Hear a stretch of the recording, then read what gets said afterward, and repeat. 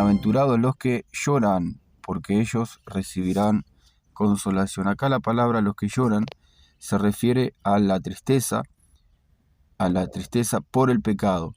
Es una tristeza producida por el arrepentimiento. Cuando una persona se arrepiente y le pesa el pecado en sí misma, en su corazón, produce una tristeza, y a eso se refiere este pasaje con los que lloran. Vamos a decir que es un lamento por el pecado.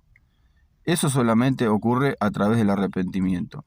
En 2 Corintios capítulo 7, versículo 10, el apóstol Pablo dice que la tristeza que según Dios, esta misma que estamos hablando, produce arrepentimiento para salvación. O sea que es una persona, los que lloran, ahí cuando dice en este capítulo de Mateo, ese versículo está hablando de esa persona que se arrepiente de su pecado, que tiene un pesar, que tiene un dolor en su corazón.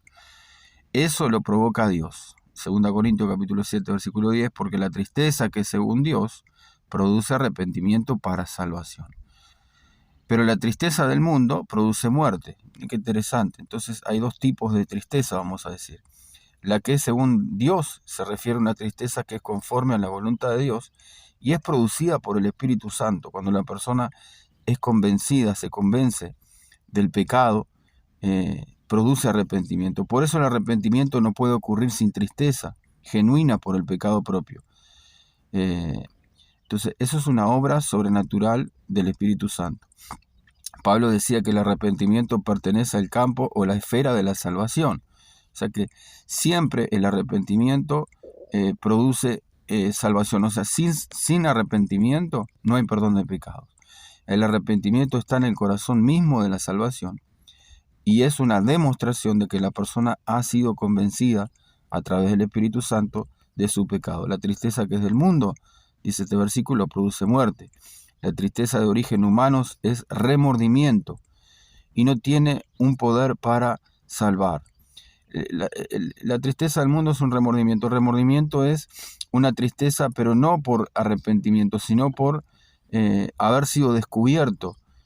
Cuando la persona peca o cuando pierde algo, por ejemplo, una persona que adulteró, supongamos, ¿no, verdad? Entonces, una persona que comete adulterio es descubierta y le causa tristeza porque tiene pérdida. Bueno, puede perder la familia, puede perder la esposa, puede ser descubierto, puede pasar vergüenza, un ejemplo, ¿no? Entonces, eso produce tristeza, pero no es una tristeza de que la persona se arrepienta por ser adúltera, se arrepiente de las consecuencias. Esa tristeza es la que produce el mundo. Entonces, esa clase de tristeza del mundo produce culpabilidad, vergüenza, lástima por uno mismo, pero no es lo